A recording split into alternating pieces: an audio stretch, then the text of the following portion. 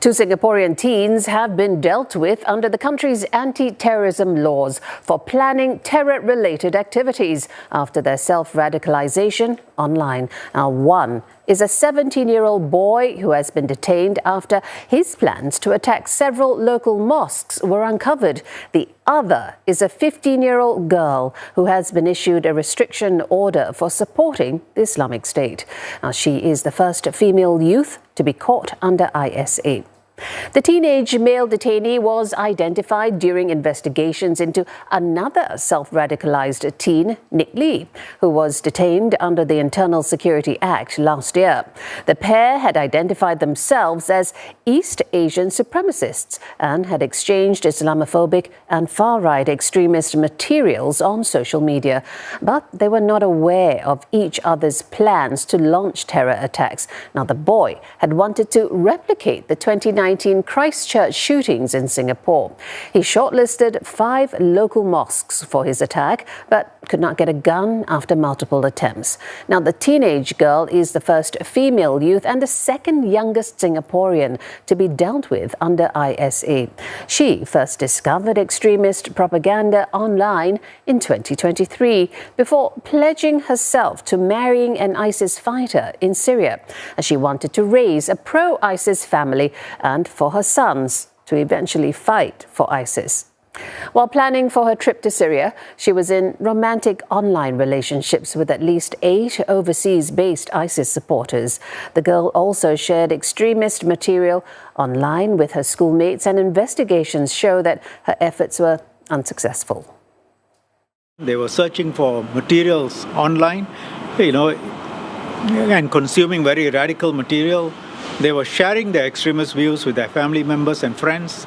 So really, we have to ask friends, families of people to alert us.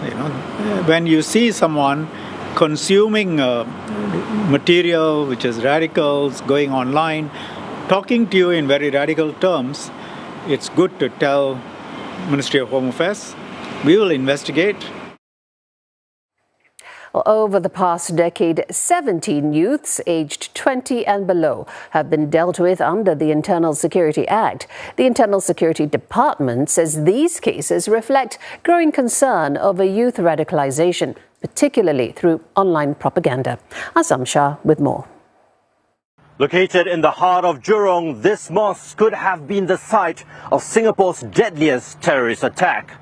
Now, a 17-year-old boy had targeted congregants leaving Friday prayers, influenced by anti-Semitic and Islamophobic content he consumed online. And after his arrest, the teenager admitted he wanted to kill at least 100 Muslims. He had not done it only because he didn't have the weapon he wanted. This young man wanted guns, but actually you can just get a knife, and as some of them wanted to do, and go out. You may not be able to kill 100, but you'll be able to kill 1, 2. You get into a kindergarten or something, you can kill a few more. And if instead of 1 person, if it's 2 or 3, they can do more damage. Of the 17 youths aged 20 and under dealt with since 2015, over half planned attacks in Singapore, says the Internal Security Department. The arrest of the 15-year-old girl also underlines a disturbing global trend of teenage girls seeking to travel to Syria to fight for or support ISIS. And these latest cases may just be the tip of the iceberg. Can I say there are no others? I cannot tell you that. And in all likelihood, there probably are others. Even as we speak, they may be consuming online material. They might be planning, they might be doing things. And ISD tries its best to keep track of, people with these sorts of thoughts. In both of these cases, their parents noticed troubling behaviors but did not report them to the authorities. There are several partners or stakeholders which are important in the fight against online radicalization. These are, of course, number one, the parents themselves, friends, and colleagues and teachers. The ISD urges the public to immediately report suspicious behaviors to its Counter-Terrorism Centre hotline. Warning signs include frequent visits to radical websites or inciting others to commit violence. All right, let's stay in the story, and for more, I'm joined by Associate Professor Razwana Begum, Head of the Public Safety and Security Program at the Singapore University of Social Sciences. She's also the President of PPIS, a non-profit organisation that works with women. Prof. Razwan, important topic here. First female youth to be dealt with under the Internal Security Act. How concerned are you with this fact, and what does it say about the prospect of more radicalised females, teens in Singapore? As you have rightfully identified, it is an area of concern. I suppose it doesn't matter about the gender. Any form of radicalization, especially when it comes to young people, it is a cause of concern for us. We are looking at the safety element, the public safety issues, and also how are they encouraged, to join this propaganda. So I think all of those things, when it comes to young people, is even more concerning because they are at the development stage and we don't know what or how far they will go to carry out their act. Right. You say that it doesn't matter whether it's a male or a female. Okay, well, talk to me a bit more about that and what some of the reasons may be driving this global trend of female teenagers. It might be different, though. And those who want to travel to fight in Syria or become even brides. Yes. Yep. This is not unprecedented, even though we do have more male young people, wanting to do such activities. Yeah. We do have female, and we have seen this in other parts of the world as well. Some have actually traveled, and joined. Because they are suspected less, perhaps. I think they are able to have that access and the ability to travel, right? Yeah. In our case, we were able to detect this, we were able to prevent this, and we actually have this whole, restraining order and all that, which is a good thing. So I think what I'm trying to say here is, for female, yes, the intervention is slightly different. Their driving factors is slightly different. The pull factor could be the whole idea of how romantic, this being a jihadi bride is.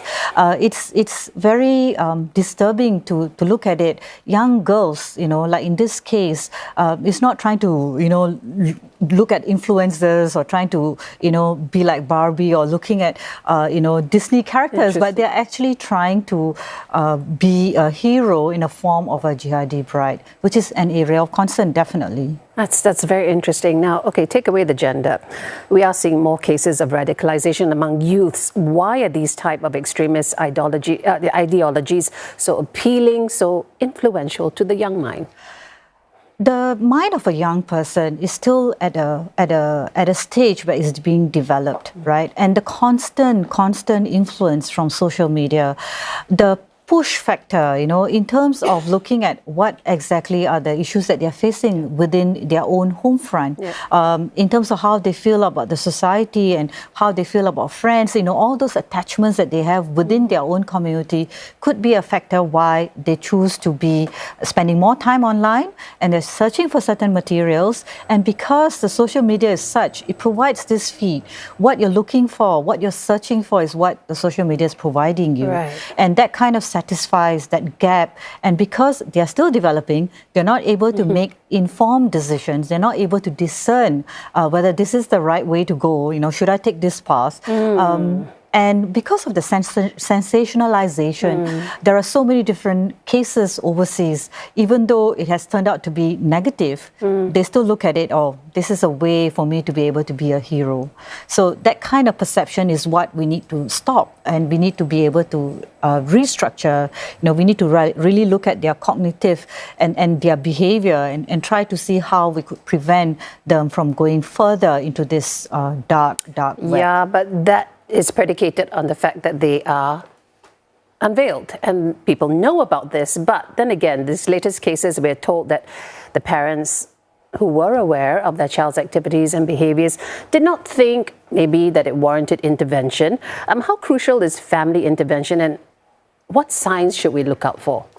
I think the moment they start hiding, their they start hiding themselves, in their room, and they're not allowing parents to be able to come in openly and look at what they're searching, what they're doing on their mobile phone, what they're doing on their laptop.